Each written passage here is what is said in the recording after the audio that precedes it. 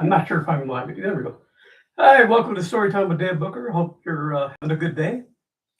Today we're going to continue on. I do apologize for not being online yesterday. That was family. That was kind of an emergency, so I do apologize. It's going to make a short time between today and Friday, but let's get to it.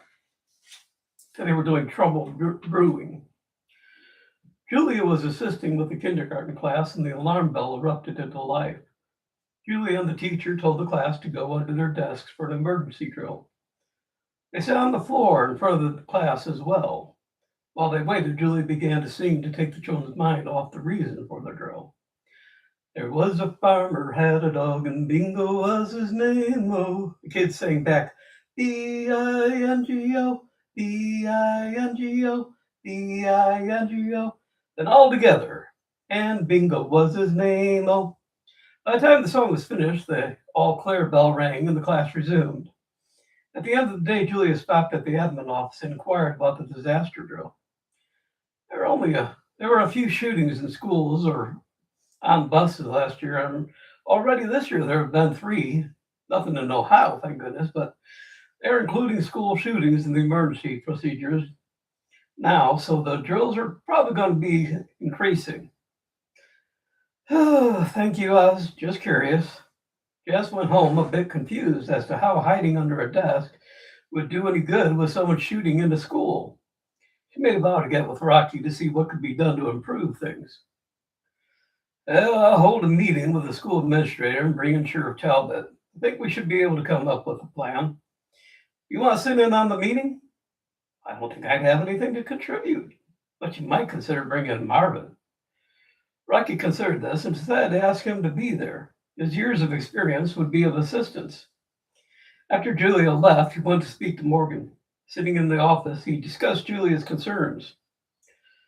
I understand what she means. A darn desk isn't going to be any good.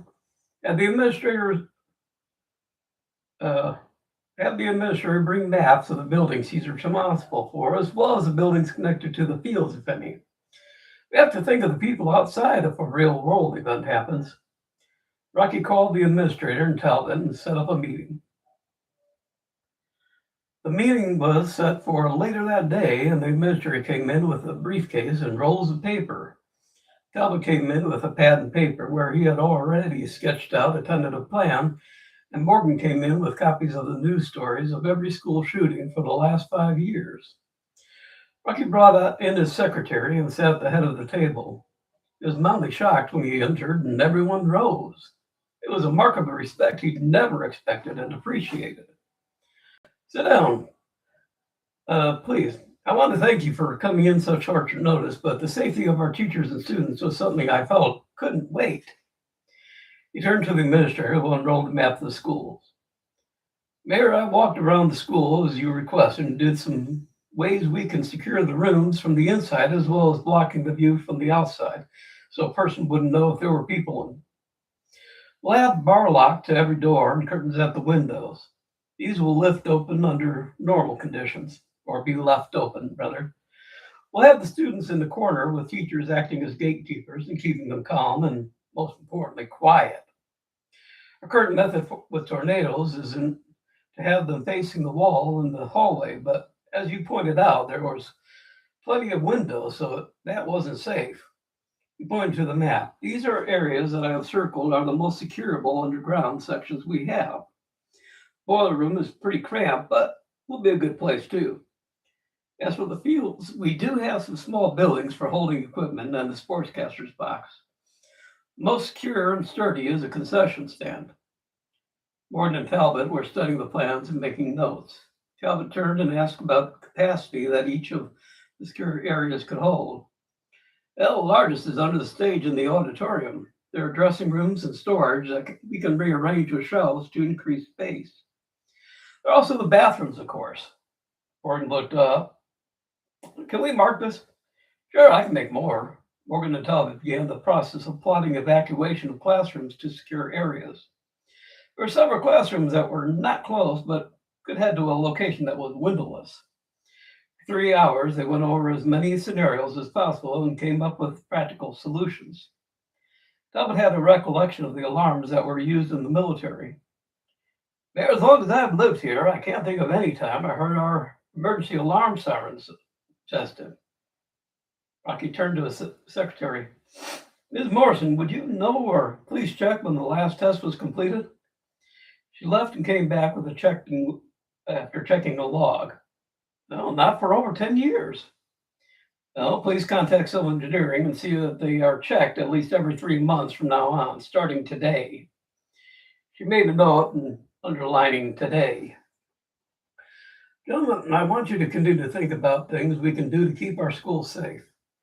The administrator gathered up his notes. Sir, I'll get up with the high school and let them know what we're doing so they can do the same. Would you like me to have them contact you once the plan is in place? Rocky nodded. Yes, please, and send a copy of your finished plan from the records. It'd be best for the high school to do so as well.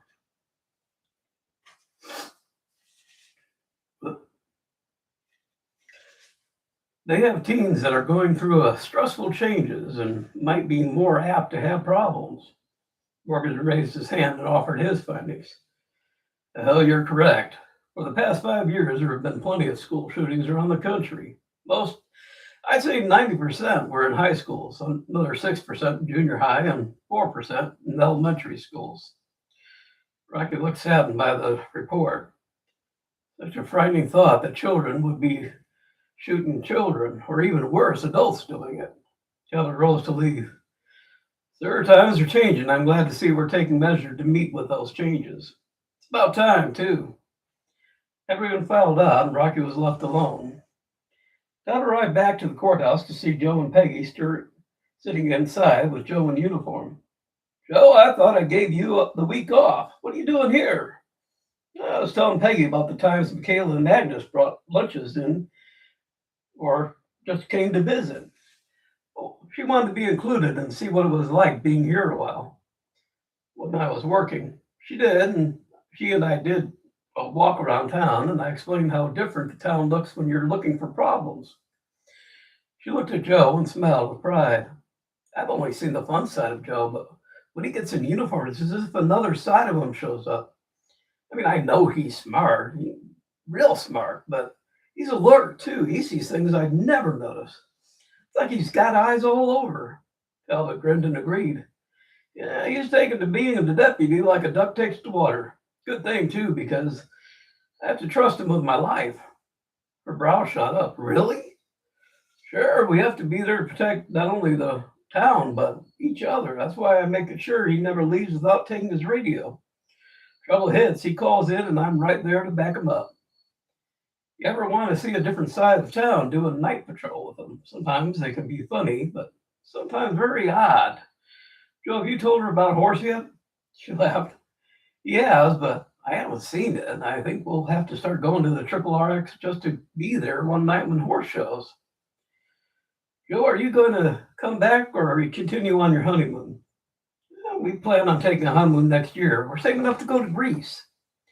Tell made a note on the board. Well, remind me that I owe you 6 days with pay to add up onto whatever you use for your earned leave. Peggy rose and got ready to depart. I'm going to go home and get dinner ready. Joe, are you sure you want beef shank with noodles? We can afford better meals than that. Joe smiled shyly. If you don't mind making them. So nice to get a lot when he stopped and she came over and hugged him. Kissing him on the cheek, she smoothed his hair. I'll make it any time you want and anything else that makes you think of, well, better times. She left and headed over to the co-op for the beef shanks. Talbot got out the notes and went over with Joe about the changes coming to the schools. Suddenly, the silence is broken by a siren blaring. As the noise subsided, a voice from the speaker announced, "This was a test of the emergency notification system." Rocky's getting things going pretty fast. Morgan came in and noticed that now that the courthouse was under Talbot and Joe's control, some changes had finally been made. The desk was moved back and angled so that when the door opened, they could see outside. Coffee maker was a new one with 2 pots, and there was a large mat in front of the door so people could clean their shoes before walking in. But other than that, those minor changes, There wasn't anything else that had been altered. Morgan came in and was offered a seat. Joe made him a cup of coffee and Talbot brought out a notebook. He says that Morgan was here on business and not no social call. Well, Sheriff Talbot, I've got the schedule of events that we're opening to the general public. Now, this page is what we need from your office to handle traffic and extra security. Do you have any people deputized for events like this? Talbot pulled out a list of his emergency response teams. On the header was rapid response roster. Morgan was a little surprised that it wasn't anything humorous, but then Talbot was taking his new position very seriously. He'd loosen up eventually. Morgan Julius asked Joe and I to stop off at the school from time to time and hang out with the kids so that if they ever need something, they know we're friends. Think about doing the same thing at the high school. I think it might be even more important that they don't see us as a threat. Morgan agreed that spending time at both places would be important for the future. You're doing a great job, and I'm proud to be working with both of you. Can't stay though. Rocky's got everyone working on making the changes that matter, and it's keeping us all hopping. Looks suddenly sad. Yeah, I'm retiring for good and all in 6 months. Once the new events are officially going, Josh can take it from there, and I can spend time fishing and playing with my wife. He realized suddenly what he had just said and reddened and amended. Playing cards with my wife. He laughed hurriedly. Talbot was doing the patrol and had just stopped into the diner for a coffee. Waiting at the counter, he looked out of the window. A man was pacing back and forth as though working up the courage to do something. Talbot focused on the man's coat and pants. The fact that he was wearing a thick coat on a warm day was suspicious for a start. The bulge in his pants pocket surely wasn't his wallet. Talbot told the cashier to take a break. He got into a sweater that was hanging back and stepped behind the register. Looking down, he saw a badge next to the register that made him grin as he pinned it on. The man finally worked his courage up and burst into the diner, pulling out his gun. Give me the cash in the registers, now! Customers looked around and froze. But, seeing the sheriff behind the register, they tried to hide their smiles and went back to eating. The thief was in for a big surprise. Talbot looked at the gun and acted confused. Well, let's see. Which was the no sale button? He fumbled a few keys and the register stayed locked. It was going to stay locked no matter what buttons he pushed since he had locked it and removed the key. The man started to get impatient as he looked out the window to see if the cops were coming. Talbot apologized for taking long and pointed to his button that said, "Please be patient, I'm new here." The man looked out the window again. Turning back, he began to plead. Look, just ring up a sale and then give me the money. Talbot grinned. Yeah, that would do it. He grabbed a pack of tickets.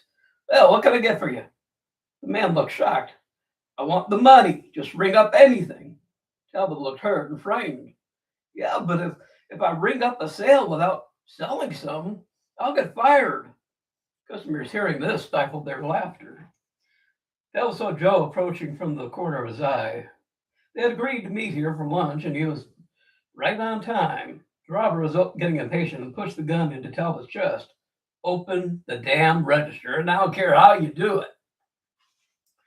Talbot grabbed the outstretched hand, flicking his thumb under the gun's hammer and twisting it out of his hand.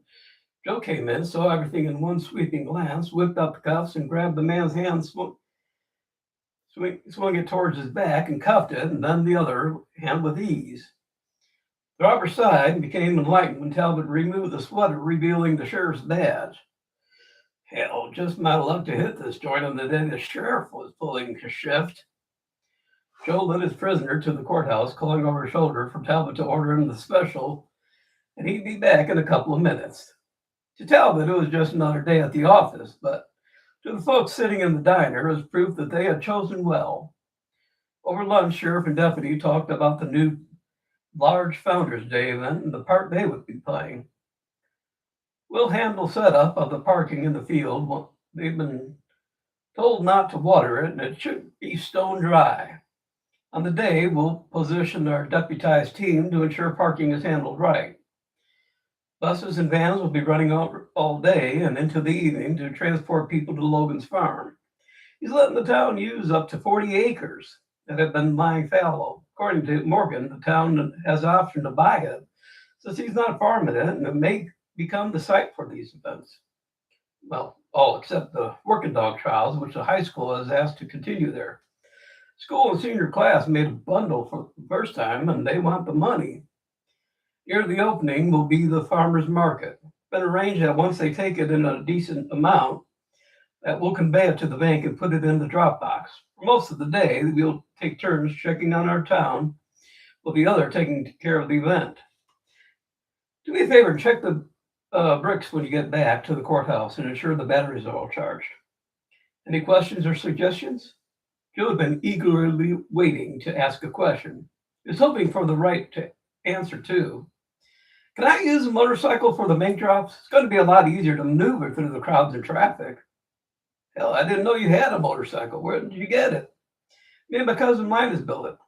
You get to see it if I'm allowed to use it. I'll even put streamers on it. Oh, can I have the spare highway light for the day? Sure. You want the portable siren too? Hell, we got one of those? No, come on, eat up. We got work to do.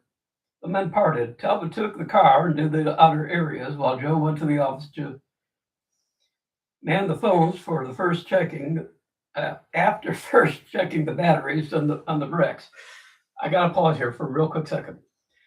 I'm not sure in the military, and I think in law enforcement during the time period that this was written, the walkie-talkies that they had were about that big in two parts, and they had a small battery pack that was about as big as my hand, and then the top part would be taken off and put into the charger. And because they were so heavy and so big, we called them bricks. So that's why they're calling them that. Okay.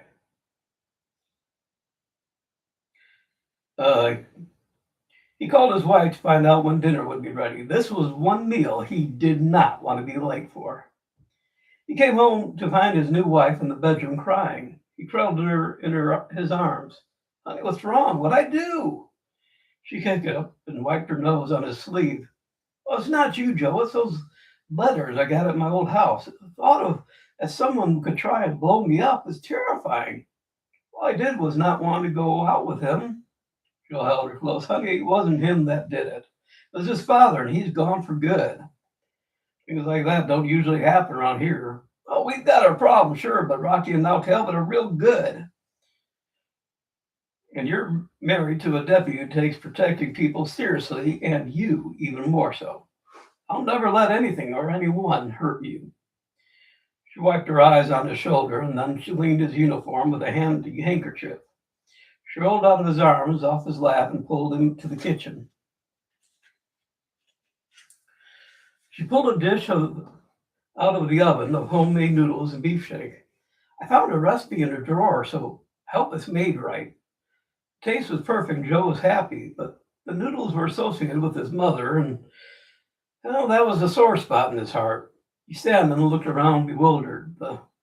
This home would always bring on bad memories. He needed to escape its influence. Darling, is your place sold yet? No, seems it's not going to either. Maybe I'm asking too much, or else there's something wrong with it. I love that place. So maybe I priced it so high it wouldn't sell. She looked at Joe guiltily. Joe breathed a sigh of relief. Great. Let's move there and sell this damn place. It won't raise much, but we can sock it away for our trip. Would you mind? For the second time in less than a couple of hours, she was crying again. Suddenly she leapt up and spun around. I'm going home! Talbot was home late. He found Michaela sitting in the kitchen waiting with dinner on the stove, staying warm. Larry was on her lap, and she was softly singing to him. She smiled when he finally came into the kitchen. She handed him his son and brought dinner up.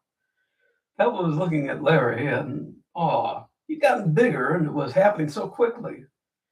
Michaela put a plate in front of him. With her arm around his neck, she leaned in and kissed him and Larry. Talbot looked up guiltily into her eyes. Kayla, honey, I'm sorry I was so late. See, being sheriff means a lot of tasks I never knew about as deputy. There's going to be days when I won't be home on time, but I'll try and remember to call. Michaela took his hand and kissed it. She knew that being late was really worrying him. Sweetheart, hadn't explained a lot of things to me when you ran for sheriff. About the long hours, the way it affected Rocky, and times he was out all night on patrol after being up all day. She'd had the same thing when her father was sheriff. You can't halfway do this job, not if you're conscientious like you are. Eventually, you and Joe will work out a decent system.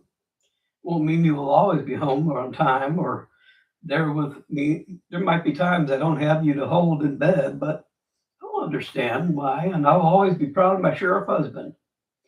Now eat up before it gets cold. Me and Larry worked hard on that dinner. She got herself a plate once Talbot began to eat, and they talked about their day and the odd things that happened. Hey, Michaela had one piece of very important news. It seemed that at the grand age of 6 months, Larry was very close to speaking intelligently. Talbot smiled at his son. Moms always thought their children were the best and brightest. All right, that's it for today. No, not a real long one, but we've only got, what, 2 chapters left? God, that's kind of, man, breaks my heart because I really love writing these books. And I've got Sheriff from a Small Town 4 started, so I'll keep working on that. The next book we'll be reading is Soul Man, the second book, Rogue's Gallery. So we'll have that going in just a few, about a week and a half. So that's it for today. I look forward to seeing you on our next reading.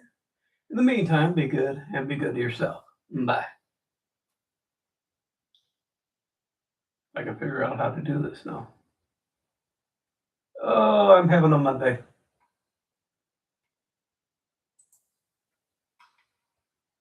Why isn't it stopping?